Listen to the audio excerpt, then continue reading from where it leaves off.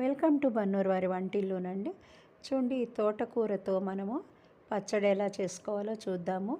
ఇలా ఆ తోటకూర అంతా తీసుకుని నేను కడిగి సన్నగా తరిగి పక్కన ఉంచుకున్నానండి. జీలకర్ర, మెంతులు, కొద్దిగా ధనియాలు దీన్ని వేయించుకుందాము. దీంతోపాటు నువ్వులు కూడా వేయించి పెట్టుకుంటాను పక్కన. దానంతా మిక్సీ జార్లోకి వేస్తాను. ఇటువైపు నూనె వేసి పచ్చిమిర్చి, ఎండుమిర్చి రెండు వేసుకున్నానండి. దాంతోపాటు ఈ తరుక్కున్న ఆకంతా కూడా వేసేసి తర్వాత టొమాటో కూడా వేసి కొంచెం ఉప్పు వేసి ఇలా కలిగిపెట్టి మూత ఉంచి కాసేపు 2-3 సార్లు తీసి మనము కలిగిపెట్టుకుని మెత్తబడుతుంది.